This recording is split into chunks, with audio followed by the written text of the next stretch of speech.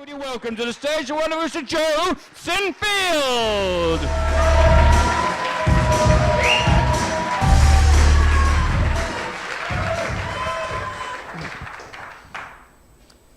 Thank you.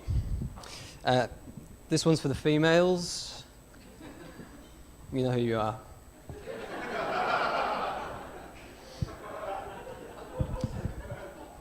Look, if I die tonight, I don't want to go out quietly in my sleep like one of Sting's sad and ill-fortuned vegan dogs.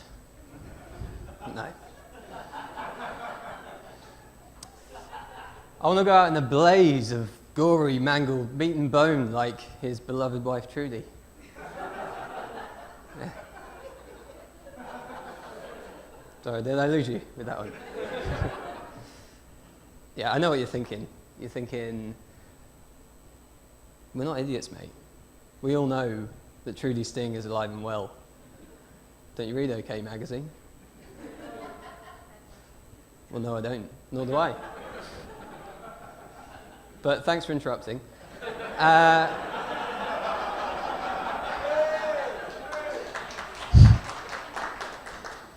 Things are not always as they seem, friends, and what I saw at that tantric labour camp would make you question life and death itself.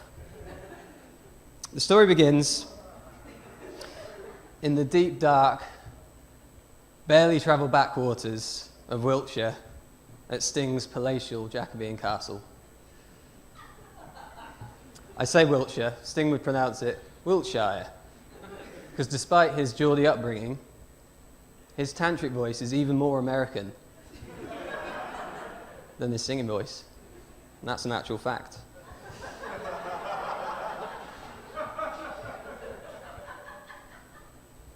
It was the end of camp, and Sting was really excited as he took to the stage for the final time. "Howdy," said Sting.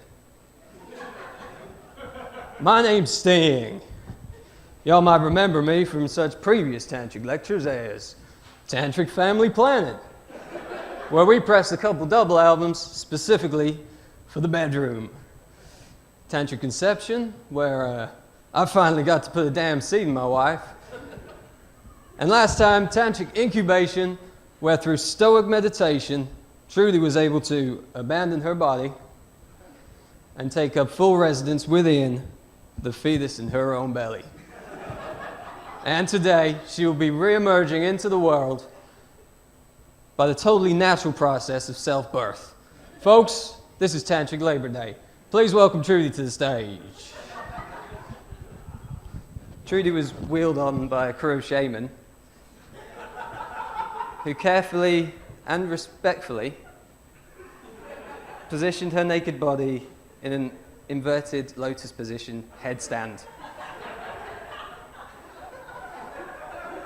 The piety and reverence that they showed for her pregnant body stood in stark contrast to the somber recognition that she was quite clearly a stone-cold corpse. Sting reassured his audience, "Do not be alarmed. Do not be alarmed. What you see before you is the shell of an egg, housing my unborn wife. And a shell from which she will soon be freed, using the techniques of tantric labor.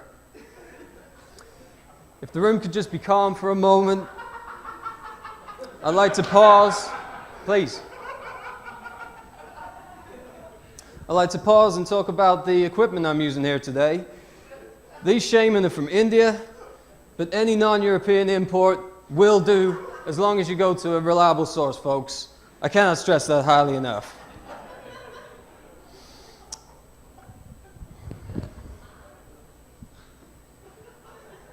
Listen, I got people using shaman they picked up in places like Amsterdam, the hills of Ibiza, Charlton and Manchester, for God's sake. None of these places produce shaman with anything like the gauge required for a procedure with this level of spiritual technique. You gotta go exotic, man. Anyway, enough of that. Everyone's in position. All we can do now is sit back and wait. Trudy, over to you. The transformation was grotesque.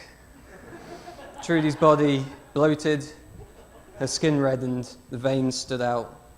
Fissures and lesions developed up her left flank, and by the time Sting reappeared on the stage for an update, she was vibrating so hard you could hear her rumbling in the background. Okay, we can see from the color and texture here that Trudy's just about ready to go now. What we're looking out for is a little something we call the backdraft.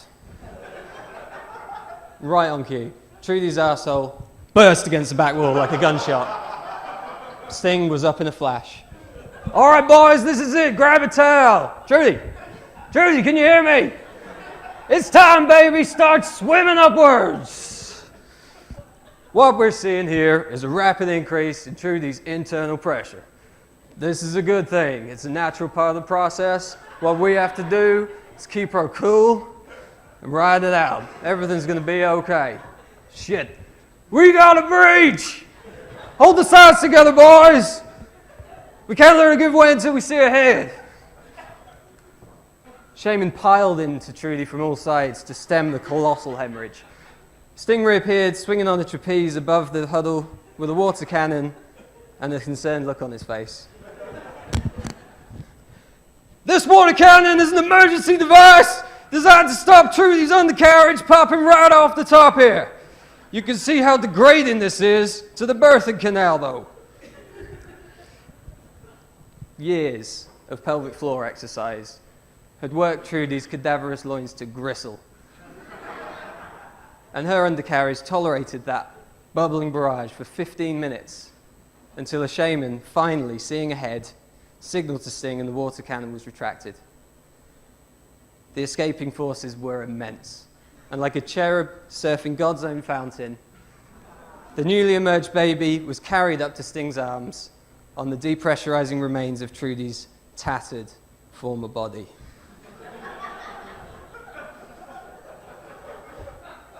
Jumping from his perch, Sting snatched the child from midair and landed perfectly at the edge of the stage. And that's how it's done. Please keep your voices down as you leave so you don't wake my baby mama. Trudy will be signing autographs in 18 months, but until then, get out of my damn house and have a nice day. If anybody's interested in the dark arts of Tantra, Trudy and Sting are operating under the registered name of Dignitantra, and I'll be handing out flyers at the end of the show. Thank you very much. Enjoy the rest of your evening. And a round of applause for Trudy.